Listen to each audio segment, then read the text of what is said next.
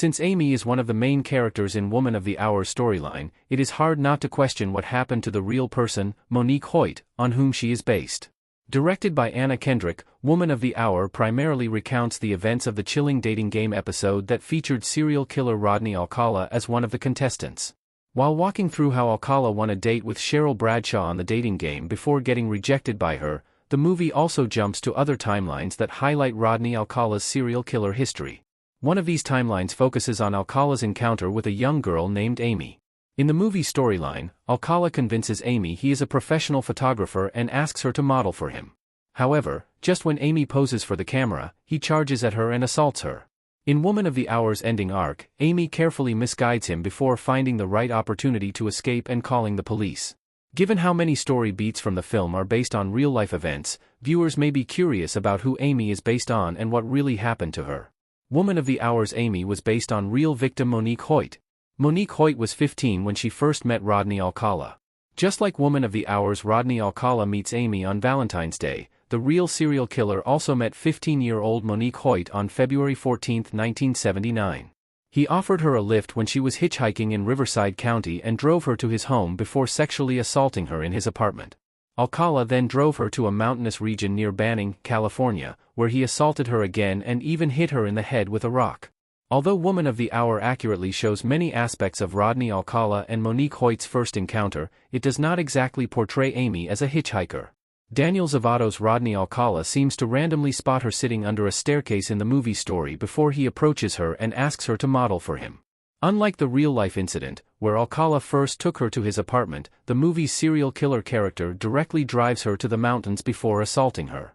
Monique Hoyt helped get Rodney Alcala caught, but he posted bail after. Woman of the Hour's epilogue mentions the arrest's aftermath. In Woman of the Hour's ending moments, Amy gets Rodney to trust her because she realizes that attempting to run away from him would be dangerous.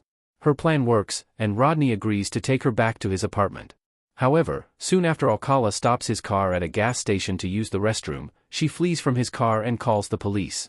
Like Amy in the movie, Monique Hoyt also escaped Rodney Alcala after they stopped at a gas station while driving back to Riverside County. Similar to Amy, she had to convince the serial killer that she wanted to continue their relationship before finding the right chance to escape.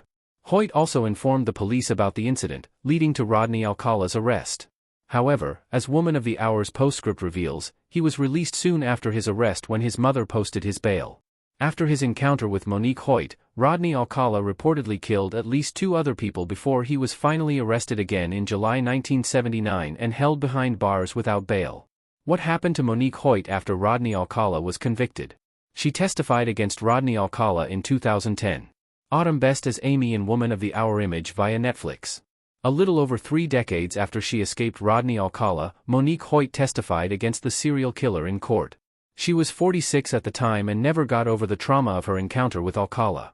According to reports, via LA Weekly, a Los Angeles Police Department detective sat with her during the proceedings to help her feel safe. During the 2010 conviction, Monique Hoyt not only testified against Rodney Alcala but also mentioned how he wrote horrific tales about her in his 1994 book, You, the Jury, to destroy her reputation.